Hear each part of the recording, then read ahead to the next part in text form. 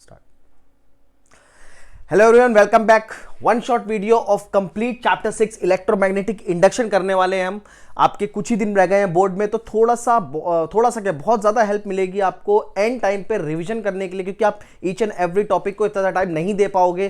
तो उस केस में मैंने वन शॉट वीडियो बनाने जा रहा हूं आज इलेक्ट्रोमैग्नेटिक इंडक्शन का, ताकि आप चैप्टर 6 बहुत ही कम टाइम में देखते कितने, आप खुद देखना कितने टाइम में वीडियो कंप्लीट हो जाएगी और पूरा का पूरा चैप्टर 6 जो आपके बोर्ड में आने वाला है वो कवर हो जाएगा।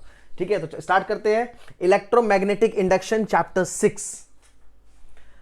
सबसे पहला टॉपिक, इसमें हमारा सबसे पहला टॉपिक जो है वो है मैग्नेटिक फ्लक्स। देखो कुछ चैप्टर्स में, पीछे चैप्टर्स में आपने इलेक्ट्रिक फ्लक्स पढ़ा था स्टार्टिंग में इलेक्ट्रोस्टैटिक में, उसी तरीके से मैग्नेटिक फ्लक्स है। डेफिनेशन सेम होती है, बस इलेक्ट्रिक और मैग्नेटिक का डिफरेंस है।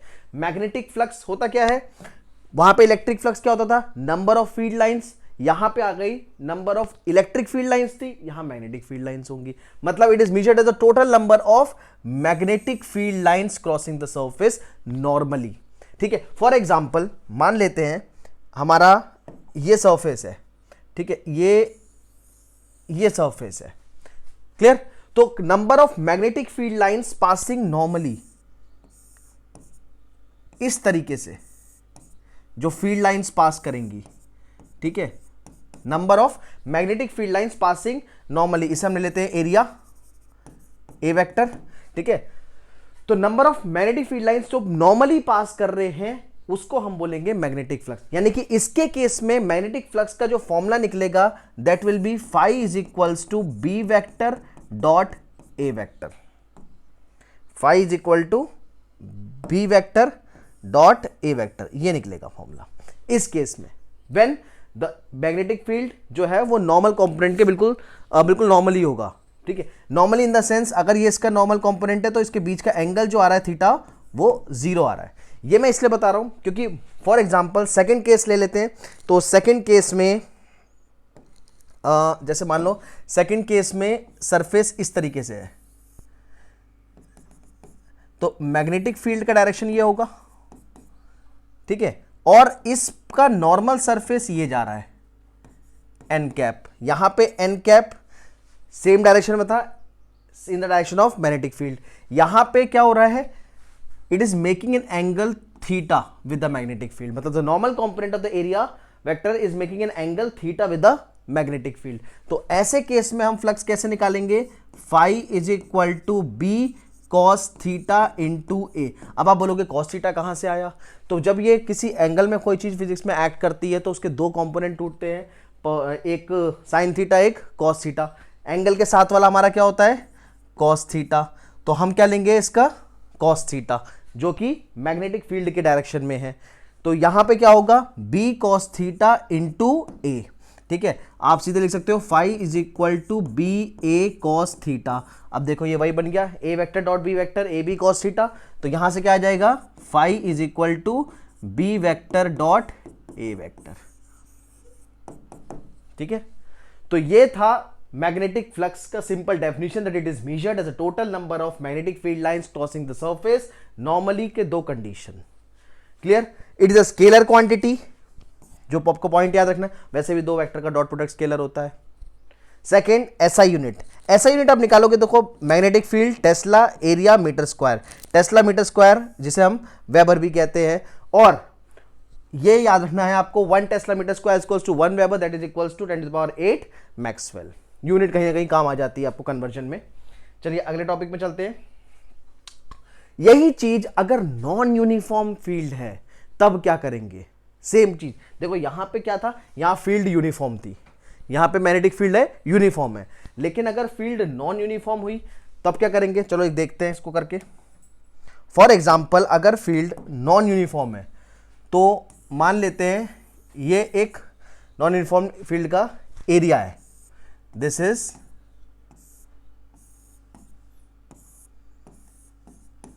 B vector. तो हम क्या करेंगे, इसमें हमें ज़्यादा कुछ नहीं करना है, थोड़ा सा एक हम नॉन यूनिफॉर्म के केस में हम हमेशा जो काम करते हैं वही करेंगे। हम लेंगे स्मॉल एरिया डी ए। यही काम हम हमेशा करते आ रहे हैं। जैसे वर्क के केस में भी अगर नॉन यूनिफॉर्म फोर्स लगता था तो हम स्मॉल एरिया निकालते थे, वहां पे भी स्मॉल एरिया लेके करते थे, यहाँ पे भी स्मॉल एरिया लेके करना है आपने, स्मॉल एरिया लेके इंटीग्रेट कर दो। यही काम करते हैं हम, छोटा सा पोर्शन लेके इंटीग्रेट कर देते हैं किसी भी नॉन यूनिफॉर्म के केस में। तो हमें क्या करना है, स्मॉल एरिया हम लेंगे DA, ये DA वेक्टर लेंगे। अब इसको मान लो इसका ये नॉर्मल कंपोनेंट है n cap which is acting at an angle theta with the magnetic field B vector. तो यहां से ये क्या हो जाएगा, small magnetic field d phi. अब देखो small magnetic field d phi निकालना है, phi is equals to B vector dot A vector होता है। तो यहां पे d फाई मतलब स्मॉल फ्लक्स निकालने हैं, स्मॉल फ्लक्स निकालने के लिए क्या करेंगे, B vector dot DA vector. ठीक है, स्मॉल अमाउंट का हम निकाल के सीधे इंटीग्रेट कर देंगे। अब इंटीग्रेट कैसे करेंगे, तो फ्लक्स इज इक्वल टू, देखो यहां पे क्या आ रहा है, पूरे एरिया का इंटीग्रेट करना है, तो पूरे इंटीग्रेशन ऑफ d फाई, या फिर phi is equal to integration of B vector dot DA vector. इस केस में फ्लक्स आ जाएगा हमारा। This is for the case of non uniform field के लिए। क्लियर। अब नेक्स्ट बात करेंगे इसके डायमेंशन की। अच्छा, डायमेंशन निकालना है, चलो डायमेंशन निकालते हैं बहुत आराम से। देखो सबसे पहले फॉर्मूला क्या है, phi is equal to BA। ठीक है, phi is equal to BA formula है। अब हमें B का और A दोनों का डायमेंशन अलग से पुट करना है। दोनों का डायमेंशन अलग से निकालने के लिए देखो F is equal to QVB sine theta होता है।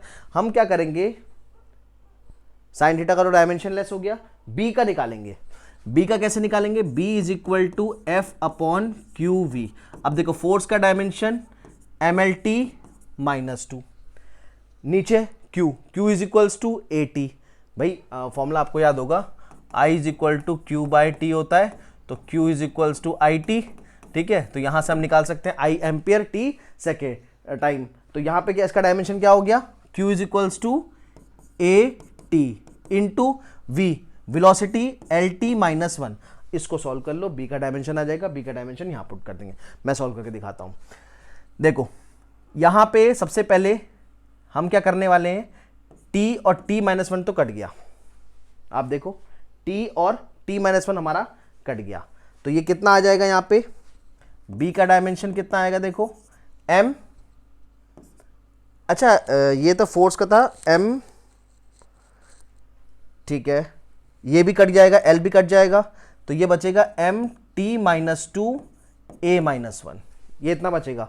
अब इसको यहां पुट कर दो, तो MT minus 2 A minus 1 into area क्या है L स्क्वायर, तो ये क्या हो गया ML square T minus 2 A minus 1। ये आ गया इसका dimension, ML square T minus 2 A minus 1।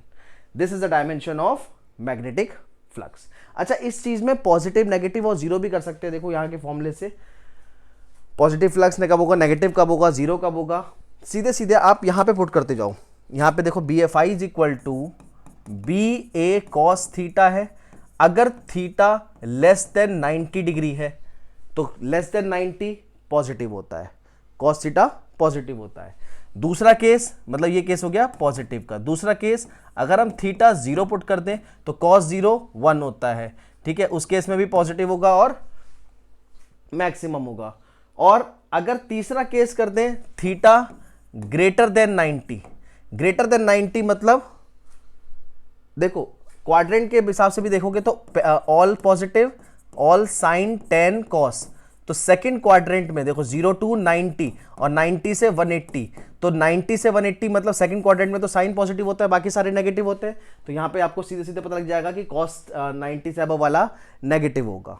ठीक है, इसी तरीके से कॉस 180 भी नेगेटिव होगा, तो ये भी नेगेटिव का केस आ जाएगा। ये हम आराम से अगर क्वेश्चन के अकॉर्डिंग पुट कर सकते हो आप ये चीजें। नेक्स्ट चलते हैं, फैराडेज एक्सपेरिमेंट। अच्छा देखो यहां पे ऑलरेडी मैंने बना रखा है, यहां पे फोटो लगा रखी है। फैराडेज एक्सपेरिमेंट मतलब फैराडे ने कैसे डिटरमाइन करा था इस फ्लक्स के चेंज होने का कंसेप्ट को। सबसे पहले उन्होंने क्या करा, एक स्टेशनरी कॉइल ली और मैग्नेट को मूव कराया।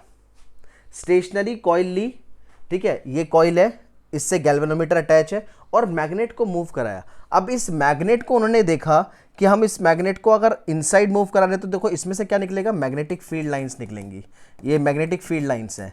अब जैसे हम इसे मूव कराएंगे तो ये है एरिया, एरिया अगर इस फिगर को हम यहाँ पे देखें तो इस एरिया से अगर हम मैग्नेटिक फील्ड लाइन को इसको मैग्नेट को मूव कराएंगे तो फील्ड लाइन यहाँ बदलेंगी, यानी कि यहाँ पे ईएमएफ इंड्यूस होगा, जिसके कारण इस गैल्वेनोमीटर में डिफ्लेक्शन होगा। यही चीज सेम इसमें भी हो रहा था। अगर आप मैग्नेट को अंदर मूव ना करा के बाहर ले जा रहे हो तो भी फील्ड लाइंस चेंज होगी, फील्ड लाइन चेंज होगी मतलब करंट इंड्यूस होगा, करंट इंड्यूस होगा तो गैल्वेनोमीटर डिफ्लेक्ट करेगा। तो यही चीज यहां पे देखा था, galvanometer shows deflection in one direction जब हम इसको एक तरफ ले जा रहे हैं, और इस केस में galvanometer shows in deflection opposite direction जब हम उसको अपोजिट डायरेक्शन में आ रहे हैं। अब कैसे डायरेक्शन में करंट कैसे फ्लो होगा ये हमारा अगले कंसेप्ट का बात है, अभी हम उसके ऊपर भी बात करेंगे। दूसरा एक्सपेरिमेंट, सेकेंड एक्सपेरिमेंट क्या था, induced EMF with a stationary magnet and moving coil. अब मैग्नेट को छोड़ दिया और कॉइल को मूव करा रहे हैं, बात वही है, पहले मैग्नेट को मूव करा रहे थे, कॉइल स्टेशनरी थी, अब मैग्नेट को मूव कराने की जगह कॉइल को मूव करा रहे हैं, मैग्नेट स्टेशनरी है। Number of field lines passing through the surface, तो दोनों कंडीशन में चेंज हो रहे हैं। आप ये देखो इसमें भी अगर इस एरिया से आप इसे मूव करो चाहे आप इसे मूव करो, ठीक है, फील्ड लाइंस जो मैग्नेटिक फील्ड लाइंस हैं वो इस एरिया से तो चेंज होंगी, चाहे वो आप कॉइल को मूव कराओ या आप मैग्नेट को मूव कराओ। Number of field lines passing through the surface अगर बदलेंगी तो ईएमएफ इंड्यूस होगा, मतलब करंट फ्लो करेगा और डिफ्लेक्शन होगा गैल्वेनोमीटर में। वही चीज यहां पर सेकंड एक्सपेरिमेंट में फैराडे ने ऑब्जर्व करा, ठीक है। रिजल्ट सिमिलर था थर्ड केस में भी।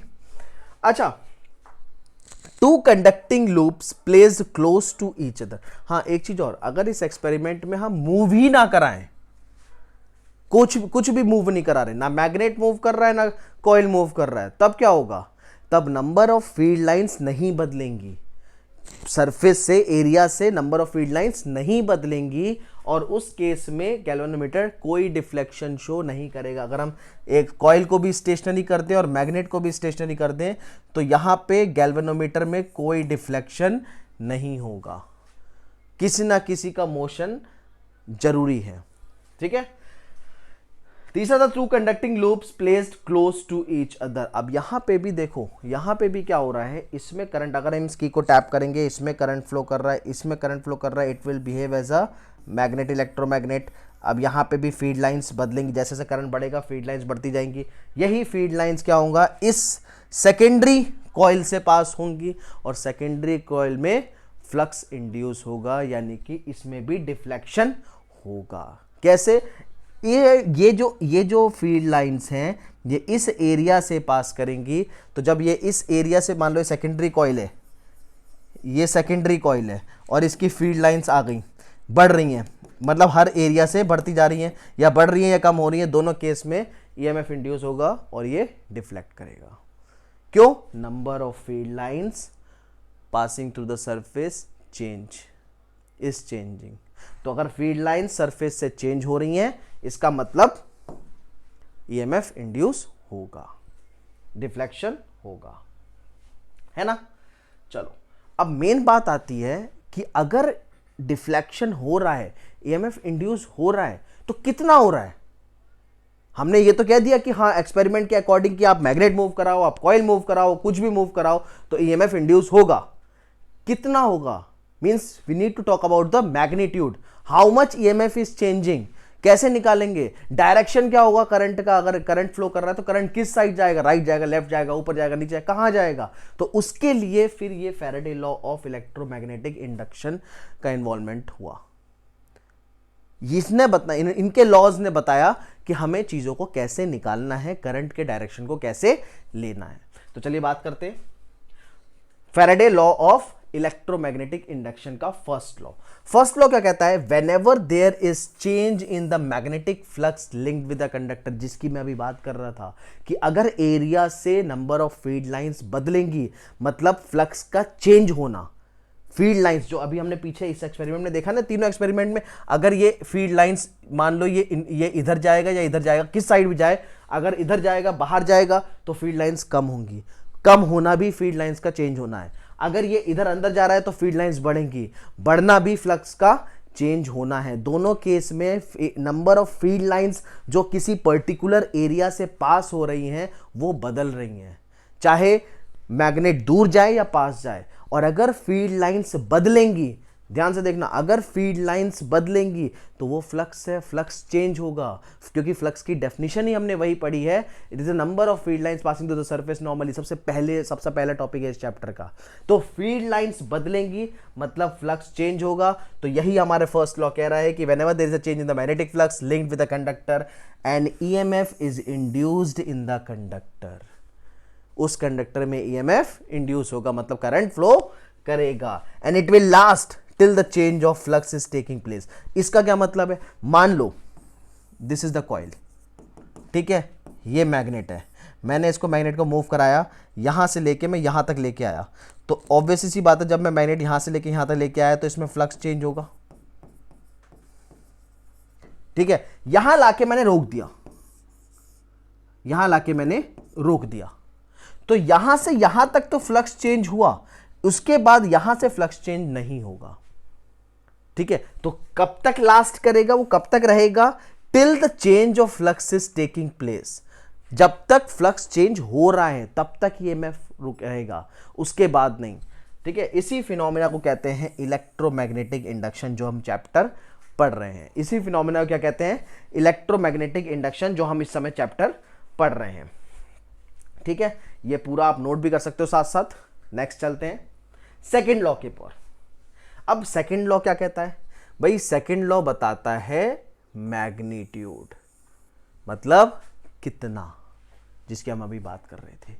पहले केस में तो बता दिया कि भाई फ्लक्स चेंज होगा तो ईएमएफ इंड्यूस होगा। सेकेंड लॉ क्या कह रहा है कि कितना इंड्यूस होगा, उस पर बात करते हैं। तो magnitude of the induced EMF is equal to rate of change of magnetic flux. Rate of change of magnetic flux मतलब d phi by d t, ठीक है, d phi by d t, this is called the rate of change of magnetic flux. यही आप कहीं कहीं पे आप book में ऐसे देखोगे,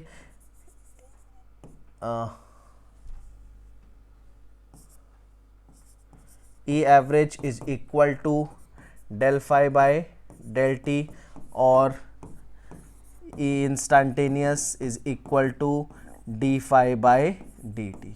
एक ही बात है, मेन कहना वो यही चाह रहे हैं।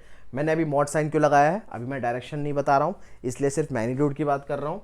तो that is equal to d phi by d t, ये फॉर्मूला आपको याद रखना है, is equal to d phi by d T.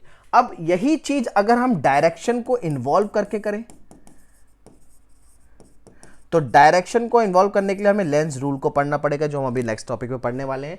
अभी फिलहाल देख लीजिए, after considering the Lenz rule for the direction of the induced EMF, यही फॉर्मूला हो जाएगा E is equal to minus d phi by d t. फिलहाल के लिए आप इतना याद कर लो कि नेगेटिव लगेगा, क्यों लगेगा बस नेक्स्ट टॉपिक में मैं आपको बताने वाला हूँ क्यों लगेगा, ठीक है। जैसे हम यूज करते थे ना V is equal to I R, तो I is equal to V by R, यहाँ पे आप I is equal to E by R भी यूज कर सकते हो, मतलब यूज करोगे, याद रखना है बस। तो ये आ गया हमारा सेकंड लॉ, आप इसे नोट कर लो। अच्छा, ये भी है किन किन फैक्टर्स पे different ways in which the flux can change, different ways in which the flux can change, कैसे कैसे फ्लक्स चेंज हो सकता है। मैग्नेटिक फील्ड है, ठीक है, मैग्नेटिक ये एरिया है, दिस इज एरिया, इसको दिस इज एरिया। अब इस एरिया में देखो आप मैग्नेटिक फील्ड B को चेंज करो, मैग्नेटिक फील्ड को चेंज करो, फील्ड लाइन चेंज होगी एरिया से, फ्लक्स चेंज होगा, ईएमएफ इंड्यूस होगा। सेकंड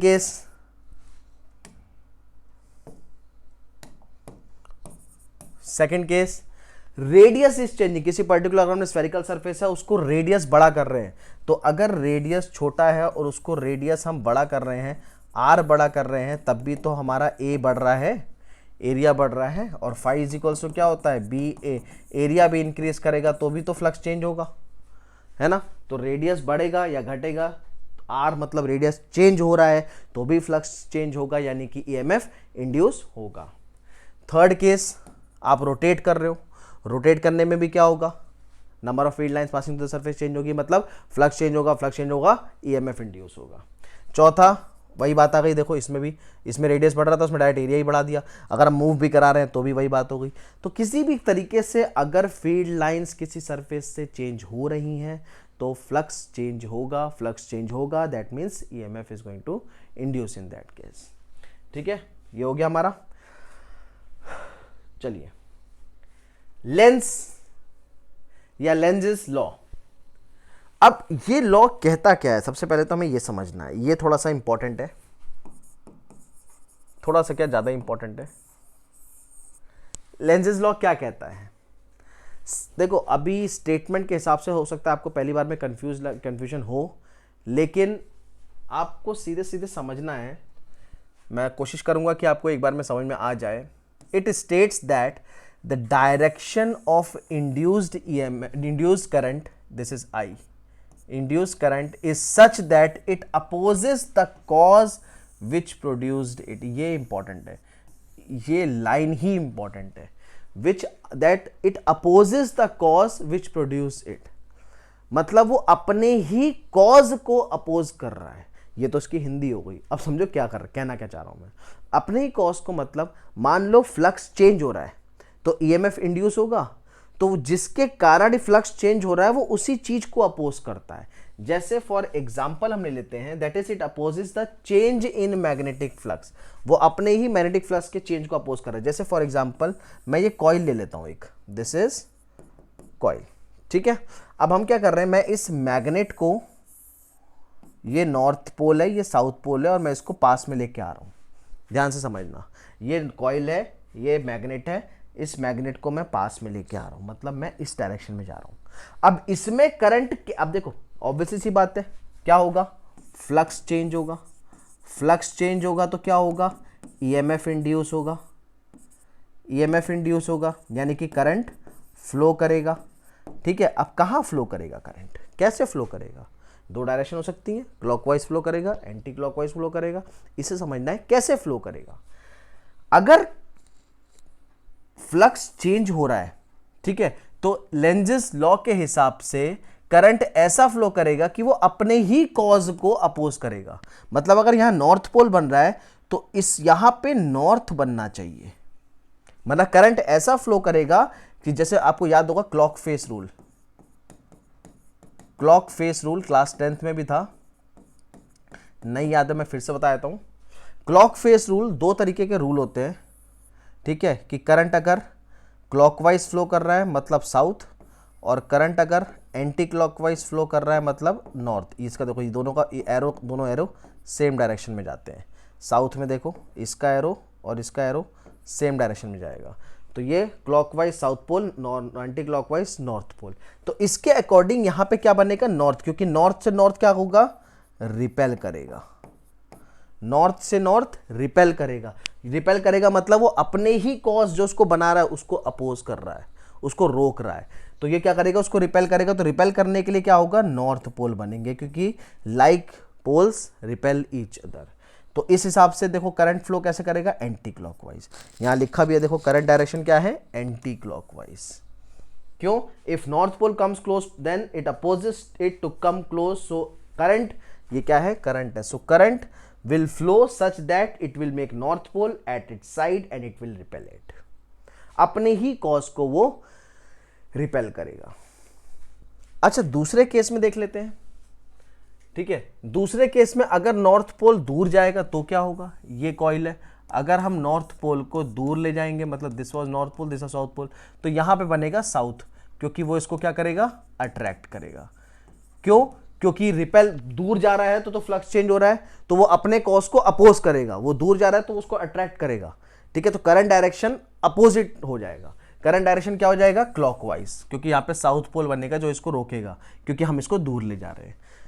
क्योंकि फ्लक्स किससे चेंज हो रहा है, दूर जाने से, तो वो अपने ही कॉज को अपोज कर रहा है। तो इस डायरेक्शन में करंट फ्लो होगा कि यहां साउथ पोल बनेगा। आई होप आपको ये समझ में आया होगा, ये वाली लाइन। ये सबसे इंपॉर्टेंट पार्ट है। करंट इस डायरेक्शन में फ्लो करता है, इंड्यूस करंट, जो करंट इंड्यूस हो रहा है वो इस डायरेक्शन में हो रहा है कि वो अपने ही कॉज को, जो उसको बना रहा है वो उसी को तोड़ रहा है, अपने ही कॉज को वो अपोज कर रहा है, ठीक है। या उसी वही उसी तरीके की बात हो गई है जैसे रियल लाइफ में कुछ बच्चे या कुछ लोग अपने ही माँ बाप के अपोज में चले जाते हैं। ठीक है, हालांकि इसका कोई लॉजिक नहीं है। चलो अच्छा,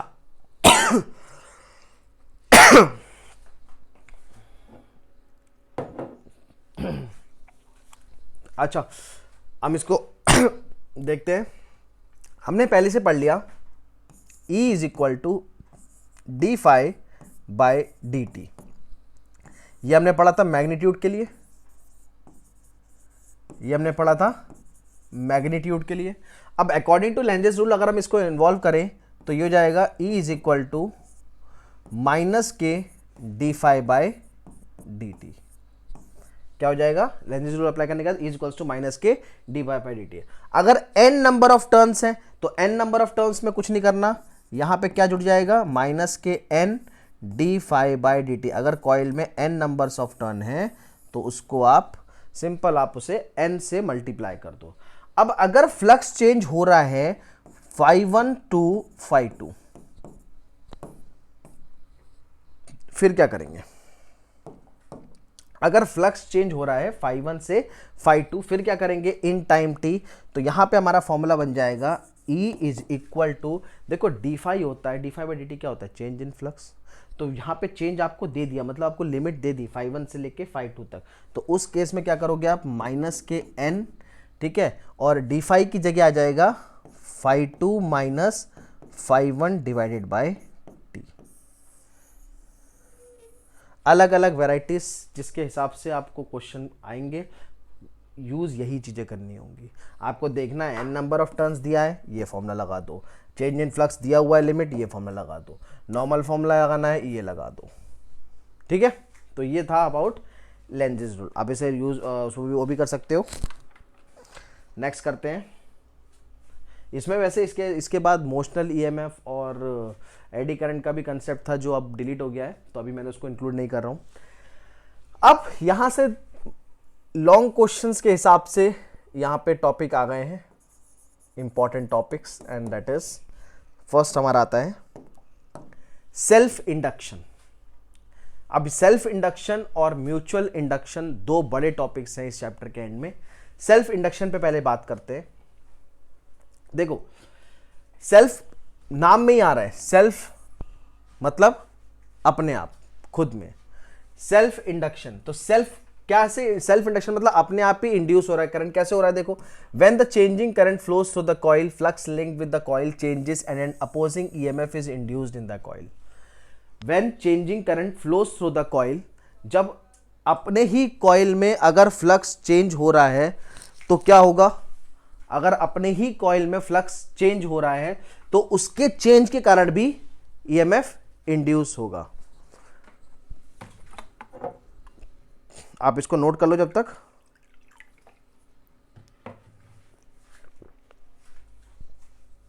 ठीक है, अपने ही कॉइल में अगर करंट चेंज होगा तो ईएमएफ इंड्यूस होगा।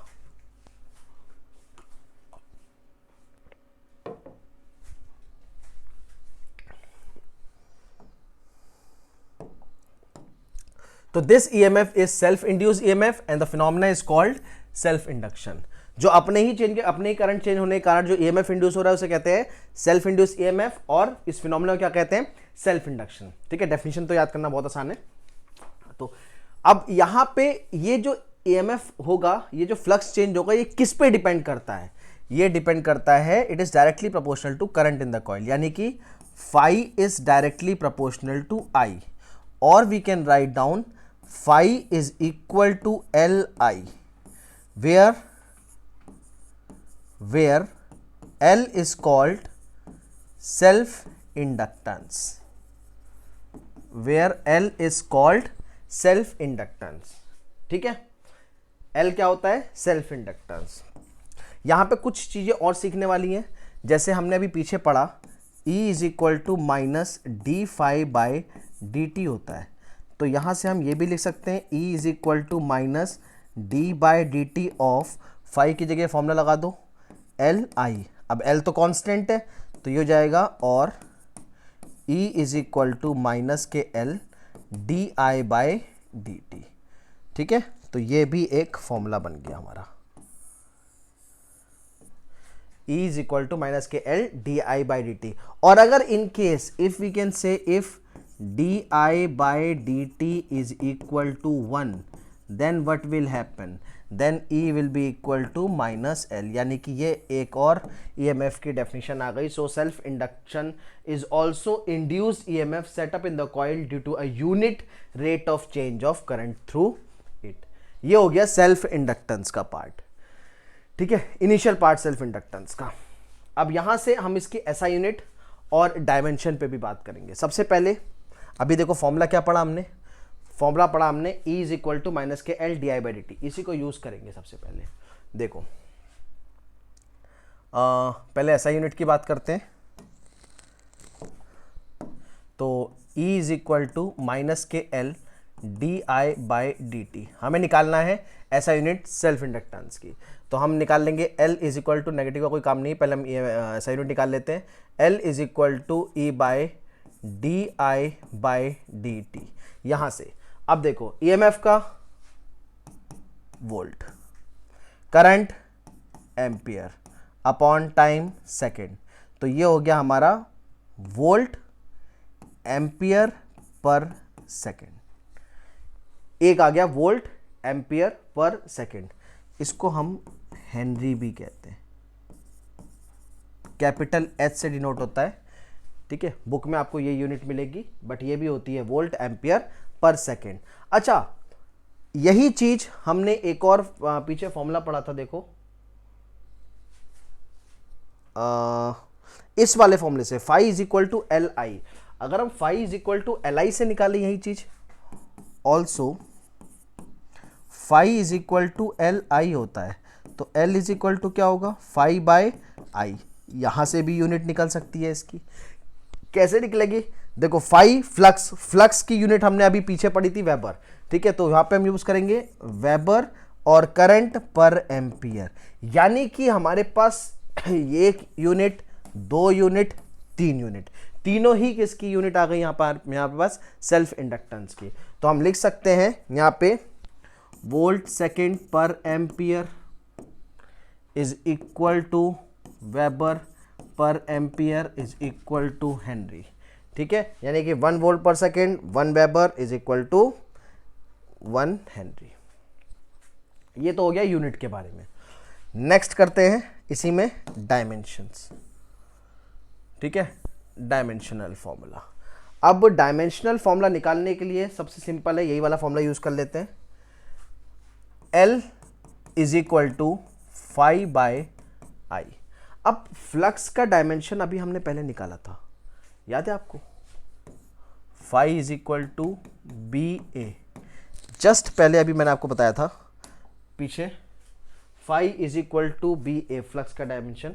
मैं आपको दोबारा दिखा देता हूं।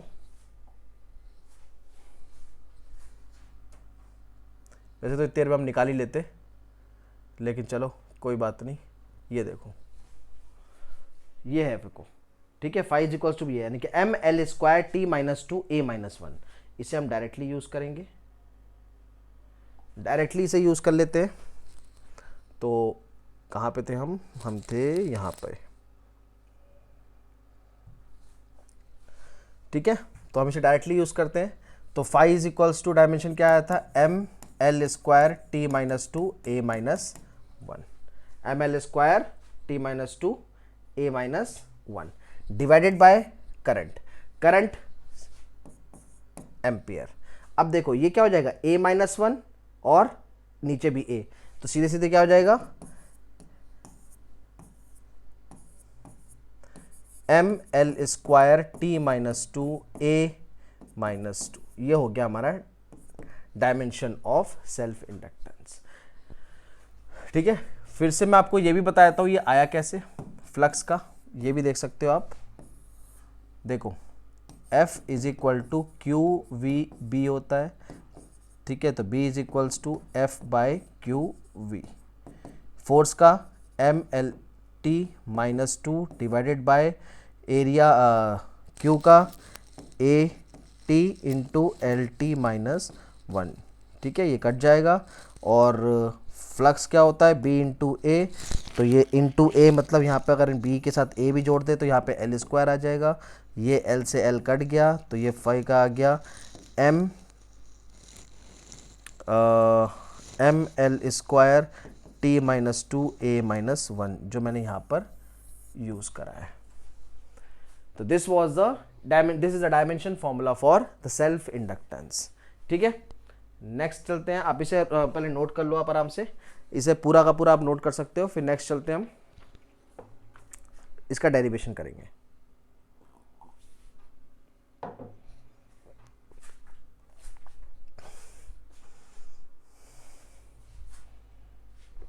चलिए स्टार्ट करते हैं नेक्स्ट डेरिवेशन।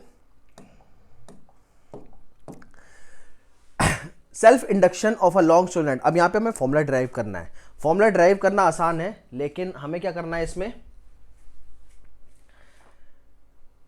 थोड़ा सा समझने वाली चीजें भी हैं। Consider a solenoid of length l and radius r, the condition is r is far far less than l, यानी कि the length of a solenoid is greater than the radius, ठीक है।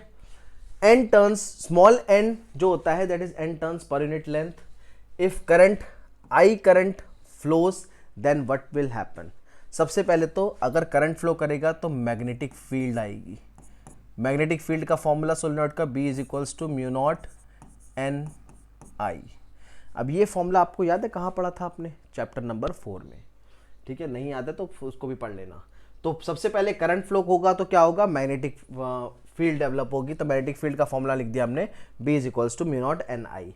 दूसरा, अब मैग्नेटिक फील्ड के बाद क्या होगा, फ्लक्स इंड्यूस होगा, तो फ्लक्स का फॉर्मूला क्या होगा, phi is equal to B into A, यानी कि एरिया भी इंक्लूड होगा। बी का हमने फॉर्मूला ये पढ़ा है तो इसको लगा दो तो फ्लक्स फाई जाएगा mu naught n I A, mu naught n I A, तो flux phi is equals to mu naught n I A. ये तो आ गया हमारा फ्लक्स।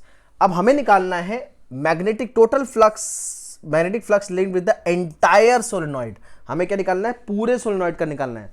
तो पूरे सोलेनोइड का हम कैसे निकालेंगे, देखो, magnet total flux is equal to flux linked with each turn into total number of turns, यानी कि टोटल फ्लक्स अगर हम फाई देखें तो फ्लक्स, अच्छा फ्लक्स से मुझे याद आया, कहीं कहीं पे बुक में फाई की मतलब फ्लक्स फाई जो होता है वो फाई बी भी लिखा होता है या फाई ई, तो फाई बी मतलब मैग्नेटिक फ्लक्स की बात हो रही है और फाई ई मतलब इलेक्ट्रिक फ्लक्स की बात हो रही है, ठीक है।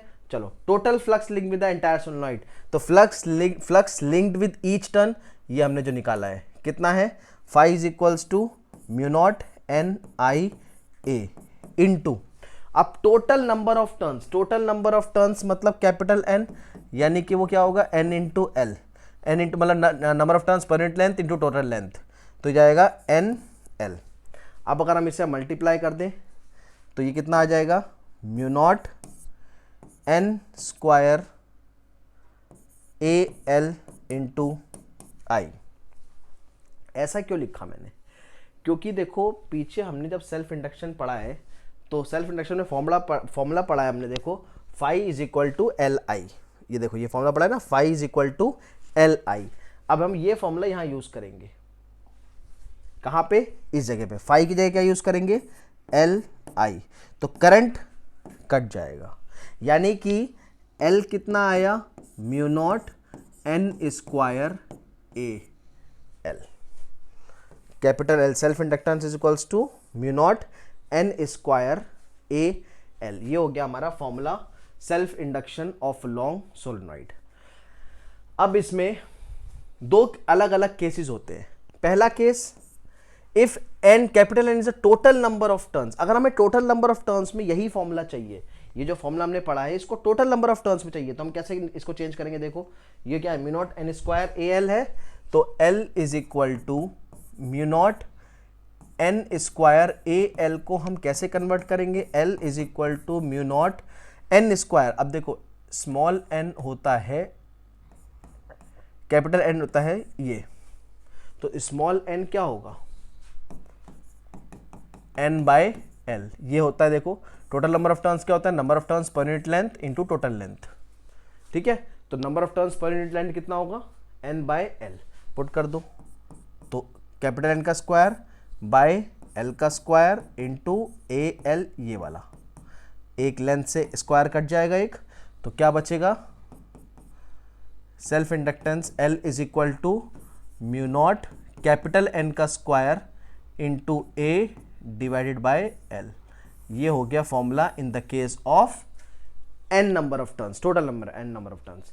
दूसरा केस आता है क्वेश्चन का, if coil is wound over the material of high relative magnetic permeability, example soft iron, ठीक है। तो उस केस में क्या होगा, देखो उस केस में हमें इस चीज को निकालना होगा कैसे, कैपिटल N के टर्म्स में भी स्मॉल n के टर्म्स में भी सेल्फ इंडक्टेंस को आप कुछ नहीं करना, उसके मैग्नेटिक परमेबिलिटी से मल्टीप्लाई कर देना है, यानी कि म्यू आर से मल्टीप्लाई कर देना है बस। अब म्यू आर से मल्टीप्लाई कर देंगे तो एक फॉर्मूला तो यही रहेगा, mu r into mu naught n square AL, ये हो गया फॉर्मूला। अगर हमें number of turns capital N के टर्म में चाहिए तो हम also we can write L is equal to mu r into mu naught capital N square A divided by L। दोनों ही फॉर्मूले अपने अपने जगह यूज होते हैं। This was the two case. तो ये हमारा था सेल्फ इंडक्टेंस। अब next topic, sorry self induction. अब हम नेक्स्ट करेंगे म्यूचुअल इंडक्शन। आप इसे नोट भी कर सकते हो, ठीक है, स्क्रीनशॉट लेके नोट कर लेना।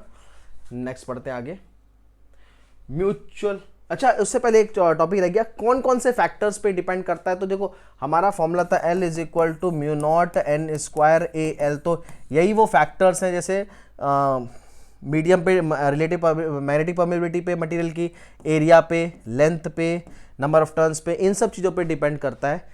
वो हम डायरेक्टली इसी फॉर्मूले से कंसेप्ट का, अगर कंसेप्चुअल क्वेश्चन यहाँ से आता है तो आपको सीधे फॉर्मूले पे जाना है, किन किन चीज़ों पे डिपेंड करता है, सब पे डायरेक्टली प्रोपोर्शनल इन पे डिपेंड करता है। तो यहाँ से आप आंसर दे सकते हो, ठीक है। नेक्स्ट स्टार्ट करते हैं म्यूचुअल इंडक्टेंस, इस चैप्टर का लास्ट टॉपिक, ठीक है। लास्ट भी है, इंपॉर्टेंट भी है, डेरिवेशन के लिए भी इंपॉर्टेंट है, समझने के लिए भी इंपॉर्टेंट है। म्यूचुअल इंडक्टेंस क्या है। सबसे पहले the phenomena of production of induced EMF in one coil due to change of current in the neighbouring coil. Mutual मतलब कि किसी दो कॉइल के बेसिस पे बात हो रही। सेल्फ मतलब एक ही कॉइल था, उसी में करंट डिक्रीज या इंक्रीज करने पर फ्लक्स चेंज हो रहा था। म्यूचुअल इंडक्शन माने कि हम किसी दूसरे में करंट चेंज कर रहे हैं और उसके कारण किसी दूसरे कॉइल में ईएमएफ इंड्यूस हो रहा है। तो ये कंसेप्ट है, जैसे मैं बना के दिखाता हूँ आपको। मान लेते हैं ये हमारी एक बैटरी है, ये हमारी एक प्राइमरी कॉइल हो गई, ठीक है, ये रेहोस्टेट हो गया, ये की हो गई, ये की हो गई, ये बैटरी हो गई, ये रेहोस्टेट हो गया और ये प्राइमरी कॉइल हो गई। अब दूसरी कॉइल मान लेते हैं, दूसरी कॉइल ये है,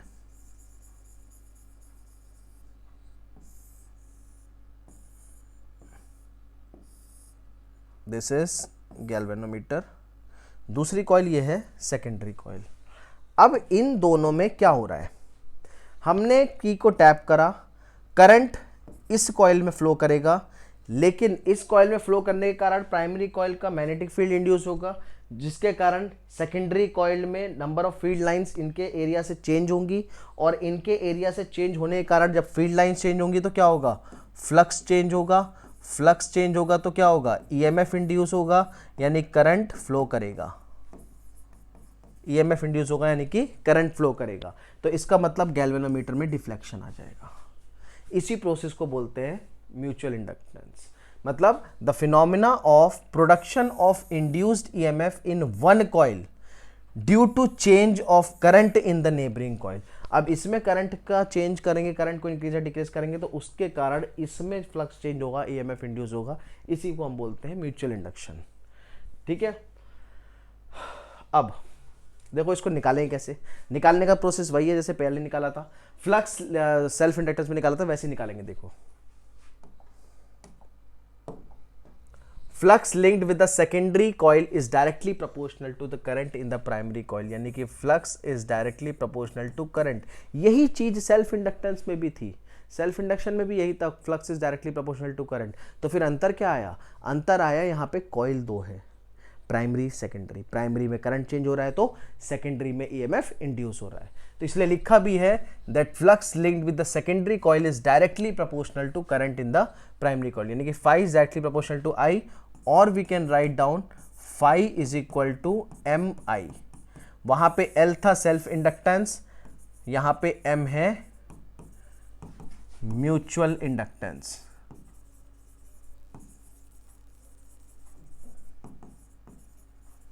यहां पे M है mutual inductance. So any change in the current setup and induced EMF in the secondary, कोई भी चेंज क्या करेगा, ईएमएफ इंड्यूस करेगा सेकेंडरी में। तो E इज इक्वल टू, अब देखो जैसे पीछे निकाला था E is equal to d phi by d t, बिल्कुल उसी तरीके से निकालना है। तो E is equal to d phi by d t, ठीक है, और we can write down E is equal to क्या होगा, d phi, phi is equals to M I, तो d by d t of M I, ठीक है, या minus d phi by d t minus d by d t of M I. M क्या है, constant, तो ये आ जाएगा। और we can write down E is equal to minus k M d I by d t, ये बन गया हमारा फॉर्मूला। फिर से यहाँ पे वही काम कर सकते हैं, if d I by d T को हम अगर 1 ले ले तो क्या होगा, E is equal to minus M. ये भी फिर उसी तरीके से फॉर्मूला बन गया जैसे पिछले वाले में बना था। अच्छा ऐसा यूनिट भी वैसे निकालोगे, ऐसा यूनिट भी देखो वैसे निकालोगे, हमें M का चाहिए, M इज इक्वल टू यहाँ से देखो क्या आ जाएगा, E by d I by d t, E M F volt upon ampere into upon second, और we can write down volt, और we can write down volt second per ampere, मतलब unit भी हमारी सेम रहेगी क्योंकि ये कितना होता है, that is equal to 1 henry, ठीक है। तो यूनिट उसी तरीके से पूरी सेम रहेगी। आई होप आपको समझ में आ रहा होगा। अब नेक्स्ट करते हैं, इसी में आप इसे नोट कर लो, थोड़ा पानी पी लेते हैं हम तब तक। नेक्स्ट करते हैं mutual inductance of two long solenoid. अब ये लास्ट टॉपिक है जो समझने वाला है सही से, यही बड़ा डेरिवेशन भी है और यही समझने वाला भी है। सबसे पहले देखो फिगर समझते हैं। सबसे पहले ये पहली कॉइल है, देखो ये हमारा फर्स्ट कॉइल है, इस तरीके से जा रहा है,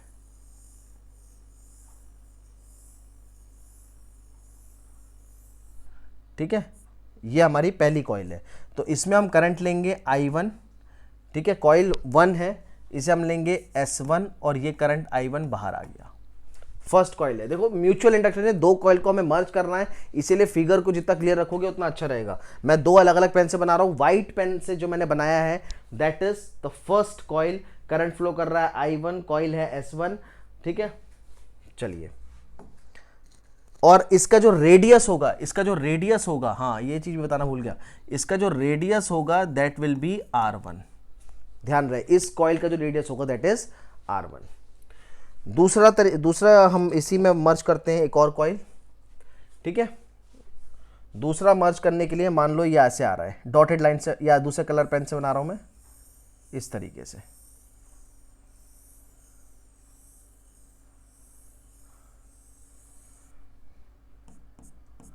I2 S2 I2, और इसका जो रेडियस होगा दैट विल बी R2 इसका रेडियस हो गया।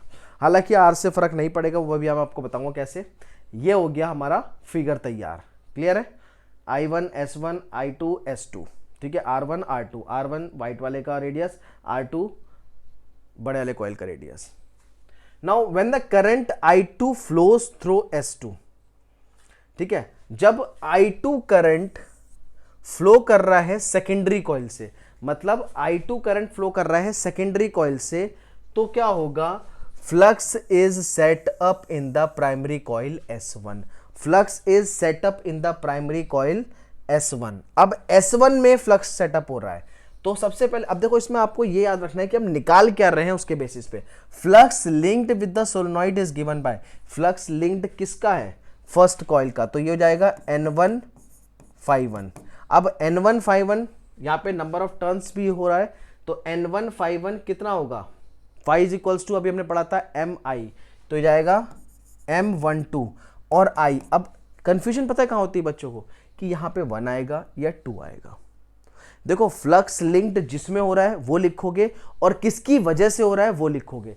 जैसे यहां पर फ्लक्स लिंक्ड हो रहा है I2 की वजह से, तो यहां आएगा I2। म्यूचुअल इंडक्टेंस M12 का मतलब क्या है, M12 का मतलब है mutual inductance in the first coil with respect to second coil. ठीक है, N151 is equals to M12I2। मैं होप ये समझ में आ गया होगा कि N151 मतलब फ्लक्स लिंक्ड हो रहा है फर्स्ट कॉइल में, किसकी वजह से हो रहा है, I2 की वजह से। तो करंट कहाँ फ्लो कर रहा है, I2। फिर से मैं बता रहा हूँ, करंट I2 में फ्लो कर रहा है, तो I2 में करंट फ्लो करने के कारण फर्स्ट कॉइल S1 में फ्लक्स इंड्यूस हो रहा है, फ्लक्स लिंक हो रहा है, तो वही मैंने लिखा है यहाँ पे N151 is equals to M12 into I2। Second है magnetic field due to I2 in S2। अब भाई जब सेकेंड कॉइल में जब करंट फ्लो कर रहा है, ध्यान देना, सेकेंड कॉइल में जब करंट फ्लो कर रहा है तो फील्ड भी तो सेकेंड कॉइल की होगी, तो वही हमें यहाँ पे लिखना है। अब हम यहाँ पे क्या लिखेंगे, B2 is equal to mu naught, ठीक है, N2I2। B2 is equals to mu naught N2I2। जब सेकंड कॉइल में सारा काम हो रहा है तो सब सेकंड कॉइल का आएगा। इसके बाद रिजल्टिंग फ्लक्स, अच्छा ये थोड़ा सा गलत लिख दिया है, S2 नहीं S1 होगा, S2 तो नेक्स्ट वाले में आएगा क्योंकि S2 में तो करंट फ्लो कर रहा है, मैग्नेटिक फील्ड बन रही है, तो resulting flux linked with S1 क्या होगा। अब देखो resulting flux linked with S1 मतलब टोटल फ्लक्स, इसको हम लिखेंगे, मैं इससे लिख रहा हूँ वाइट से, N151 is equal to, total flux लिख रहे हैं, रिजल्टिंग फ्लक्स कैसे लिखेंगे टोटल फ्लक्स, देखो कंप्लीट नंबर ऑफ टर्न्स, पहले तो किस में, फर्स्ट कॉइल में। भाई कहां से लिंक कर रहा है फ्लक्स, किस में लिंक कर रहा है, किस में चेंज हो रहा है फ्लक्स, S1 में, तो S1 के टोटल नंबर ऑफ टर्न्स लिखेंगे। सबसे पहले क्या लिखेंगे, S1 का नंबर ऑफ टर्न्स, कितने नंबर ऑफ टर्न्स है, into area of S1। Area क्या होता है, पाई R1 का स्क्वायर। एरिया क्या होता है, पाई R1 का स्क्वायर। सर्कुलर कॉइल है, circular area of circle pi R square. तो number of turns N1 into area of S1 into flux है किसकी वजह से, मैग्नेटिक फील्ड की वजह से, किसमें, सेकंड कॉइल में, इंटू B2। ठीक है, तो N1, अब N1 का फॉर्मूला क्या होता है, देखो N1 का फॉर्मूला क्या होता है, N का फॉर्मूला क्या होता है, N इंटू L। तो N1 कितना हो गया, कैपिटल N, मतलब कहने का मतलब capital N1, N1 into length, length दोनों की बराबर हमने ली है। ठीक है, ये टोटल लेंथ जो ली है हमने, ये दोनों की बराबर है, इसको हम ले लेते हैं L। ये टोटल लेंथ जो हो गई, इसको ले लेते हैं स्मॉल l।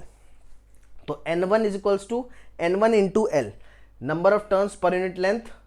ठीक है, टोटल नंबर ऑफ टर्न्स क्या होता है, number of turns per unit length into total length, तो N1 इंटू L। अब एरिया ऑफ S1 क्या आएगा, ये हमने लिया है इंटू पाई R1 का स्क्वायर। B2 हमने यहां से निकाला है, B2 कितना है, mu not N2 into I2, ये आ गया हमारा। ठीक है, इसको हम क्या करते हैं, पूरा एक साथ लिख लो, करंट को बाहर लिख लो, तो ये जाएगा हमारा लास्ट में N151 is equal to mu naught N1 N2 pi R1 square into L। ठीक है, ये ब्रैकेट में रख लो और करंट लिख लो इंटू I2। हालांकि अभी हम यूज करेंगे नाउ लास्ट में mutual inductance of coil 1 with respect to second coil S2 या कॉइल 2 भी लिख सकते हो, ये कितना होगा।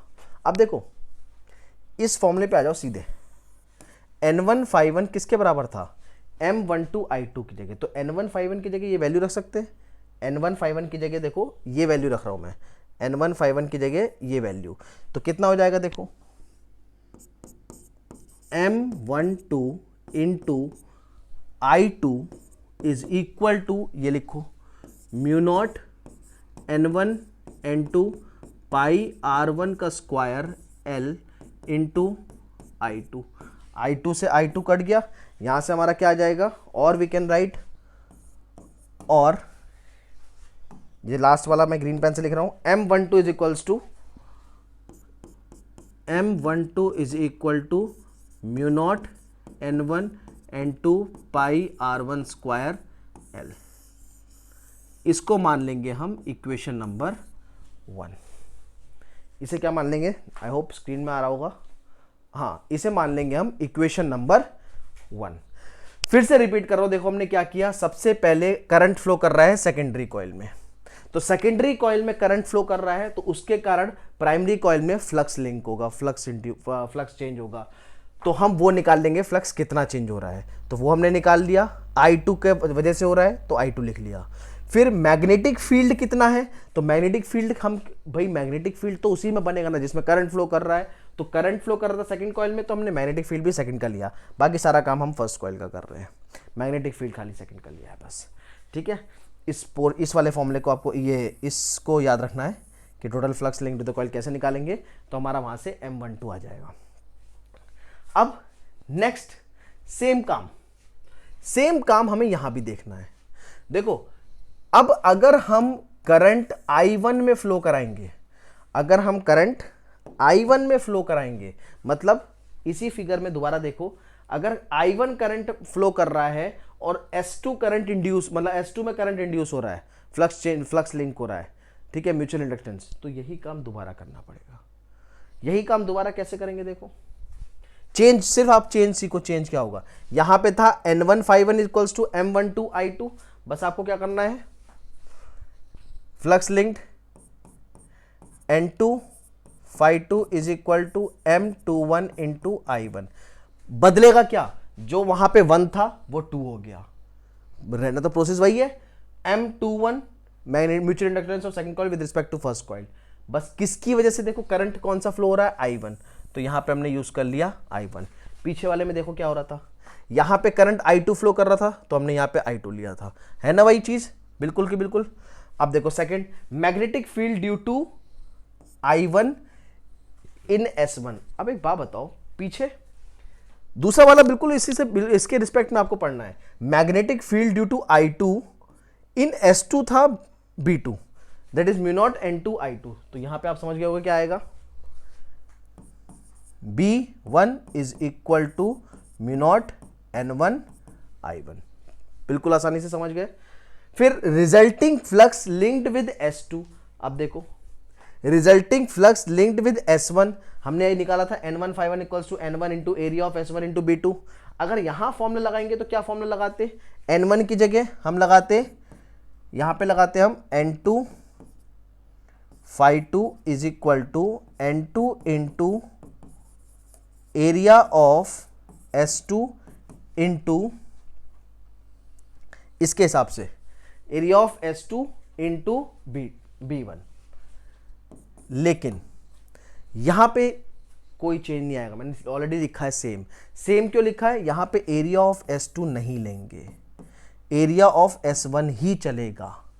क्यों चलेगा, क्योंकि हमने जो सोलेनॉइड जो हमारी है, जो हमने कंसीडर करी है, that is long and the total flux can be confined solely inside the solenoid, वो पूरी की पूरी सोलेनॉइड के अंदर ही हमें कंसीडर करके चलनी है। तो उस केस में यहां पे S मतलब पाई R2 का स्क्वायर नहीं लेना है, बस यही चीज सीखनी थी। यहां पे भी क्या आएगा, एरिया ऑफ S1 ही आएगा, S2 नहीं आएगा, तो इसका मतलब ये तभी तो सेम रहेगा। तो M21 जो हम लास्ट में निकालेंगे इसके हिसाब से, तो वो सेम ही रहेगा, ठीक है, ये पूरा का पूरा सेम रहेगा। मैं आपको बता भी देता हूं कैसे सेम रहेगा, देखो जब आप, सॉरी आगे हो गया,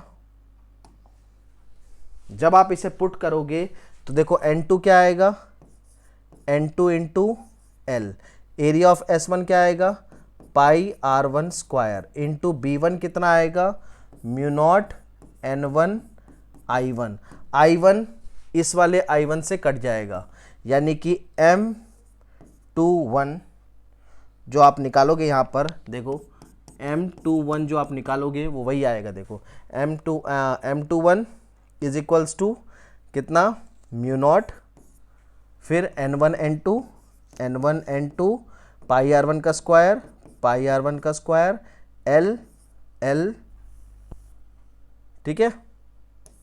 अब इसे मैच करो, let it be second equation. अब इसे मैच, प्रोसेस वही है, देखो वहां पे भी N2 phi2 की जगह आपको यही पुट करना है, यहां पे भी M21 इंटू I1 और I1 से कट जाएगा, जो बचेगा वो आपका आ गया mutual inductance of coil 1 with respect to the second coil. जो हमने पीछे निकाला है सेम आएगा, ये देखो M12 is equal to mu naught N1 N2 pi R1 का स्क्वायर L। अच्छा, ये coil 1 with respect to second coil था, ये कॉइल 2 विद रिस्पेक्ट टू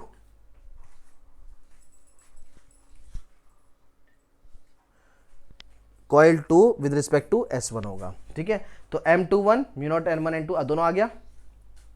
चलो अब दोनों कंपेयर करेंगे, तो दोनों कंपेयर करेंगे तो क्या निकलेगा, M12 is equal to M21 is equal to mu naught N1 N2 pi R1 का स्क्वायर L, यही फॉर्मूला निकलेगा, है ना। चलिए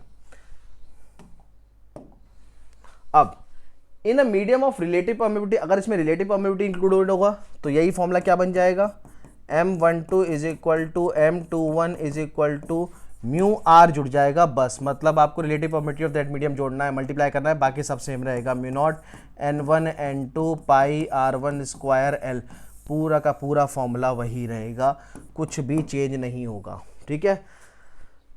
बस ये कंडीशन कब अप्लाई हो रही है, for L far far greater than radius R1 और R2, ये कंडीशन के केस में ये म्यूचुअल इंडक्टेंस का पूरा डेरिवेशन है, ठीक है। ये फॉर्मूला भी आपको याद रखना है, ये आपका उसमें भी काम आएगा, न्यूमेरिकल्स में भी।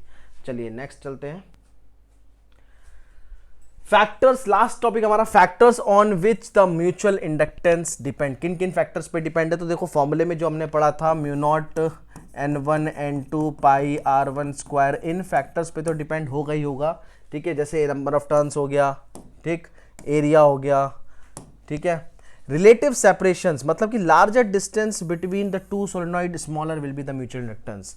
रिलेटिव सेपरेशन मतलब दूरी कितनी है, अगर दूरी ज्यादा होगी तो म्यूचुअल इंडक्टेंस कम होगा, ठीक है, ये तो अंडरस्टूड है। Then relative orientation of the two coils, ये भी इंपॉर्टेंट है, relative orientations of the two coils, ये इंपॉर्टेंट क्यों है, जैसे मान लो अगर दो कॉइल मैक्सिमम कब होगा, when S1 coil is completely enveloping S2, मतलब पूरी की पूरी मर्ज्ड है।